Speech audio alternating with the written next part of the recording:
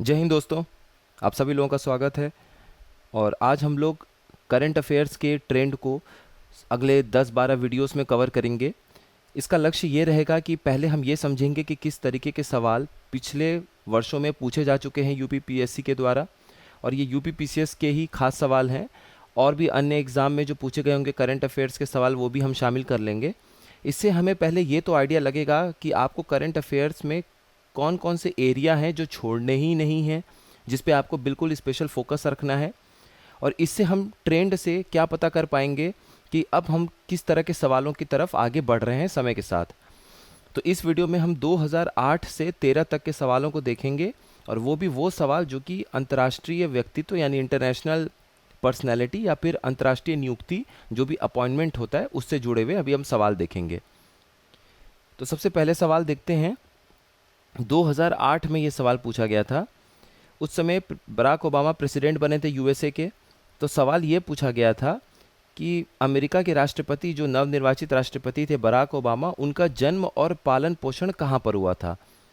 देखिए, थे तो वो यूएसए के, लेकिन यूएसए के अलावा वो यूएसए से जुड़े हुए जो अन्य देश हैं या फिर जहाँ पे एक तरीके से यूएसए समर्थित सरकार चलती है, तो वैसे जगहों पे ये पूछने की बात थी कि कहाँ पे उनका पालन पोषण हुआ। क्योंकि देखिए, वो ब्लैक कम्युनिटी के थे यूएसए में।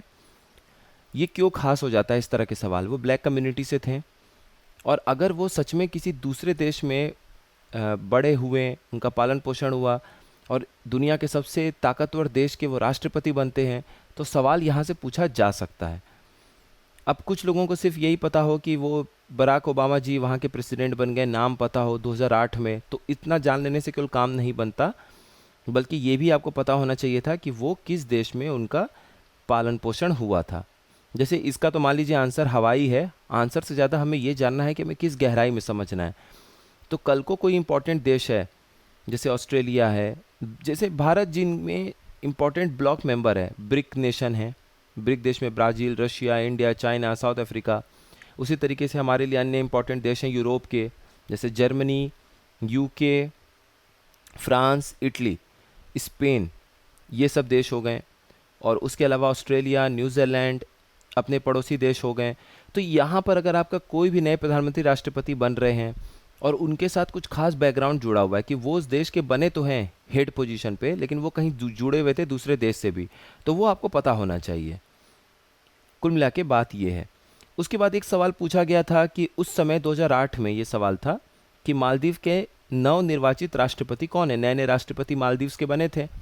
तो मालदीव्स देखिए अपने सार्क नेशन में भी आता है, सार्क देशों के समूह में भी आता है, तो ये हमें पता होना चाहिए। उसी तरीके से नेपाल में कोई नए प्रधानमंत्री राष्ट्रपति बने, भूटान में बने, बांग्लादेश में बने, मालदीव्स में बने हैं, अगर पाकिस्तान में भी यहाँ तक अगर बने हैं तो भी आपको पता होना चाहिए।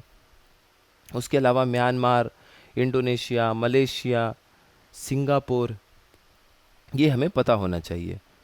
तो उस समय मोहम्मद नशीद थे, लेकिन आंसर जानने से ज़्यादा हमें ये जानना है कि हमें पढ़ना क्या है। तो अभी भी आपको पिछले 7-8 महीने में, एग्ज़ाम से 8 महीने पहले तक का, आपको अगर कहीं भी इस तरह का न्यूज़ मिले कि कोई इस तरह के हमारे पड़ोसी देश हैं, उनके नए प्रधानमंत्री राष्ट्रपति बने हैं, उनको नोट कर लीजिए। इस तरीके से आप चीज़ों को देख लेंगे। उसके बाद एक सवाल और था 2008 में। अब देखिए, ये सवाल था कि किस देश ने सबसे कम उम्र के राजा का राज्याभिषेक किया था 6 नवंबर 2008 में। तो इसमें ऑप्शन था भूटान, जॉर्डन, लग्जमबर्ग और मोरक्को। तो यंगेस्ट किंग, अब इस तरह के आपको भी न्यूज़ देखने को मिलेंगे कि कोई कहीं का यंगेस्ट प्रधानमंत्री बन गया। अब आप लोग समझ गए होंगे यंगेस्ट पीएम क्यों लिखा गया है। ये फ्रांस से जुड़ा हुआ सवाल है, आप लोग इसको देख लीजिएगा। उसके बाद कोई भी देश है जहाँ पे यंगेस्ट, स्मॉलेस्ट, इस तरह से कुछ भी अगर फैक्ट जुड़ा हुआ है प्रधानमंत्री राष्ट्रपति के साथ में, तो ये आपके लिए इंपॉर्टेंट है जानना। तो इसको भी जब आप रिवाइज करेंगे तो इस तरह के फैक्ट्स पे भी आप फोकस करेंगे। उसके बाद एक सवाल ये था कि नेपाल आर्मी के जो चीफ थे, नए नए अपॉइंट हुए थे 2009 का सवाल है। अब हम 2008 देख लिए, 2009 में चले गए। तो ये उस समय का सवाल था कि हाल ही में नियुक्त नेपाल सेना के प्रमुख का संबंध है किससे। देखिए, अगर सिर्फ आप न्यूज़ इस तरीके से देखेंगे कि नेपाल के आर्मी जो हैं, जो आर्मी के चीफ हैं, वो अपॉइंट हुए हैं, तो आपको लगेगा कि इसमें क्या बड़ी बात है, लेकिन आप ऑप्शन देखिए कितने खूबसूरती से इस सवाल को कठिन बनाया गया। पूछा ये गया कि आर्मी, नेपाल आर्मी के जो चीफ थे, जो आपके प्रमुख थे, वो किससे जुड़े हुए थे, उनका संबंध किससे था? पूर्व राज्य परिवार से, या फिर विशेषाधिकार प्राप्त कुलीन वर्ग से, प्रिविलेज्ड एलीट क्लास से, या फिर वहाँ की स्वदेशी जनजातियों से, या माओइस्ट पार्टी से? तो ये सब आपके लिए सवाल करना, सॉल्व करना आसान तब हो जाता है जब आप न्यूज़पेपर रेगुलर पढ़ते हैं। इसीलिए आपके पास बहुत समय नहीं है तो 10 मिनट कम से कम रोज़ न्यूज़पेपर पढ़ने की आदत डालिए, हेडिंग देख लीजिए, वो आपके लिए ज़रूरी है। तब भी कम से कम आप इस तरह की चीज़ों को देख सकते हैं। ये हाईलाइट रहती हैं थोड़ी न्यूज़ में, तो यहाँ से भी सवाल पूछे जाते हैं, इसलिए न्यूज़पेपर पढ़ना भी ज़रूरी है। उसके बाद देखिए ये सवाल, पहली महिला जनरल सेक्रेटरी, पहली महिला महासचिव सार्क देश की जो जनवरी 2011 में थी, वो किस देश से आई थी? तो अब आपको इस तरीके का एक बार और भी सवाल 1-2 साल पहले पूछा गया था कि WTO के पहले अफ्रीकन महासचिव कौन थे। इसी तरीके से आपसे पूछ दिया जाएगा किसी और अंतर्राष्ट्रीय संगठन के। तो जो इस तरीके के सवाल होते हैं जहाँ पे पहली महिला कोई हेड हो रही हो, या फिर किसी देश के पहले इंसान, किसी क्षेत्र के पहले इंसान उस पोजीशन तक पहुँचे हो, तो ये बहुत इंपॉर्टेंट है, इसको आपको एकदम ध्यान रखना है। अब उसके बाद देखते हैं, एक और सवाल था, कमला प्रसाद बिसेसेर जो थे, ये सवाल था कि कमला प्रसाद बिसेसेर कहाँ के प्रधानमंत्री हैं? गियाना, Jamaica, Madagascar, Trinidad and tobacco, ये सवाल था। हालांकि यहाँ पे आंसर त्रिनिदाद टोबैको शायद था, लेकिन ठीक है। अब ये उस समय करंट अफेयर में था, एग्ज़ाम के कुछ महीने पहले था, तो ये इंपॉर्टेंट था जानना। उसके बाद आज के टाइम पे क्या चीज़ें बदली हैं, अब जो अपने भारतीय मूल के लोग हैं वो प्रधानमंत्री और राष्ट्रपति बनते हुए नज़र आ रहे हैं। अभी हाल ही में सिंगापुर में भी आप देखेंगे, तो वहाँ पर भी इम्पोर्टेंट है। तो इस तरीके से आपको जहाँ भी दिखे कि भारतीय मूल की कोई इंसान है, एग्ज़ाम से 7-8 महीने पहले अगर वो आपको दिख रहे हैं प्रधानमंत्री राष्ट्रपति बनते हुए, तो उनको पढ़ लीजिएगा। और उसके साथ साथ ये भी देखिए कि वो भारत के कौन से राज्य से उनका जुड़ाव है, उनके घर वाले पेरेंट्स जब भी भारत से आए होंगे तो वो किस राज्य के थे, वो भारतीय मूल के हिसाब से भी भारत के किस राज्य से जुड़े हुए हैं।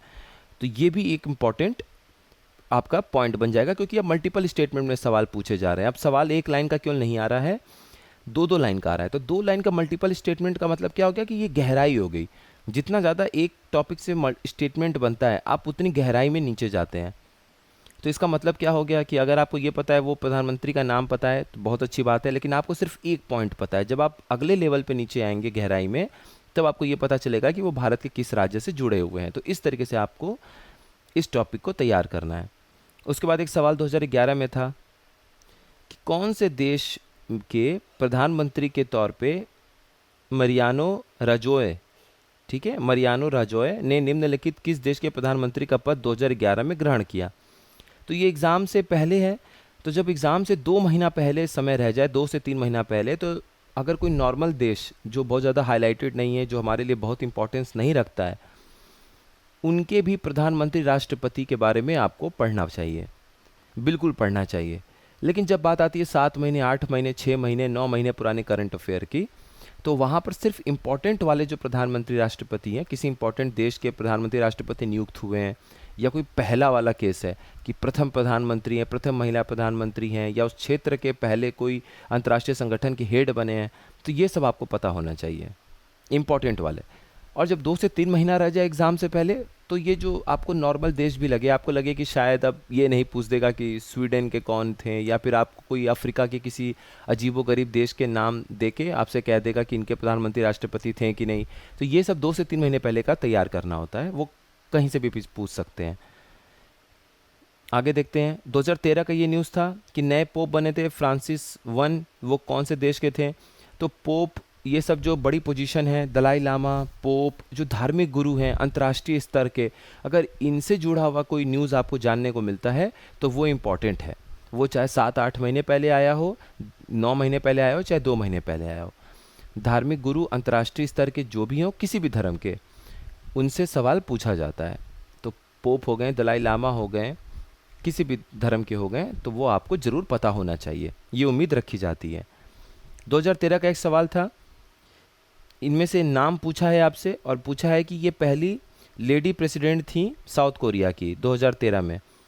2013 में दक्षिण कोरिया की प्रथम महिला राष्ट्रपति बनी। तो देखिए प्रथम है, पर उस देश की प्रथम राष्ट्रपति बनी, तो अपने आप में ये इंपॉर्टेंट न्यूज़ है और ये आपको पता होना चाहिए।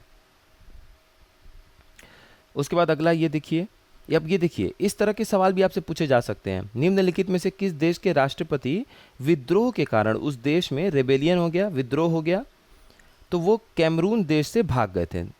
कैमरून में भाग गए थे, मतलब अपने देश से भाग के कैमरून चले गए थे। तो आपको ये बताना है कि कौन से देश के वो राष्ट्रपति थे जो उनके देश में, जब उनके देश में विद्रोह हुआ तो वो अपने देश को छोड़ के कैमरून देश भाग के चले गए 2013 में। यही आपसे सवाल पूछा जा रहा है। अब ये सब भी इंपॉर्टेंट है। अब ये सब सवाल कैसे सॉल्व होगा? ये सब सवाल अगर आप चाहते हैं शॉर्ट तरीके से सॉल्व करना, तो आपको न्यूज़पेपर रोज़ 10 से 15 मिनट 20 मिनट पढ़ने की आदत डालनी पड़ेगी, वरना ये सब न्यूज़ मिस हो जाता है। अब याद कैसे हो जाता है? अभी जैसे मान लीजिए राष्ट्रपति जब अपना देश छोड़ के भाग रहे हैं तो अचानक से तो भागेंगे नहीं। ऐसी सिचुएशन आ गई कि उस देश की आर्मी भी आपको प्रोटेक्शन नहीं दे पा रही है, तब वो अपना कैपिटल छोड़ के भागेंगे। तो उसके कई दिन पहले से माहौल बनता है, उस माहौल पे चर्चा होती है।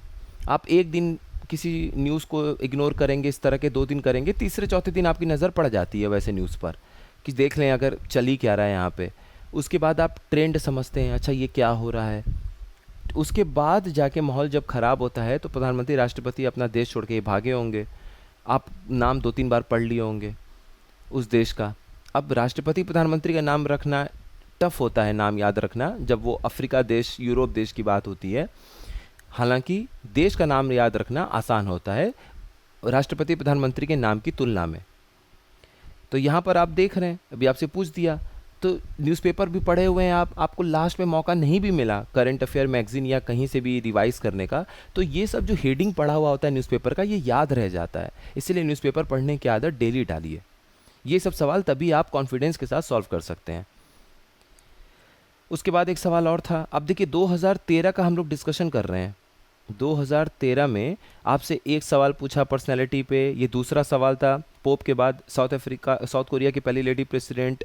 ये तीसरा सवाल कौन से देश के राष्ट्रपति कैमरून भाग के चले गए थे, और ये चौथा सवाल। अब एक टॉपिक आपने पर्सनैलिटी वाला, इंटरनेशनल अपॉइंटमेंट वाला पढ़ा और उससे आपको 4 क्वेश्चन मिल गया एक ही साल में, तो ये बहुत बड़ा अचीवमेंट है। आप किसी भी ट्रेडिशनल सब्जेक्ट पे हाथ रख के ये नहीं कह सकते कि इस टॉपिक से मुझे 4 सवाल मिलेंगे, चाहे वो पॉलिटी का सुप्रीम कोर्ट हो, फंडामेंटल राइट हो, नीति निदेशक तत्व हो, या फिर भूगोल हो, या फिर इतिहास हो। लेकिन आप करंट अफेयर अब वहाँ पर अगर आप पढ़ भी लिए हैं तो शॉर्ट नहीं है कि आप बिल्कुल सही कर पाएंगे, क्योंकि वो मिक्स सवाल आते हैं किसी एक चैप्टर से दूसरे चैप्टर के साथ में। लेकिन यहाँ पर आपको 3 से 4 सवाल मिल सकते हैं।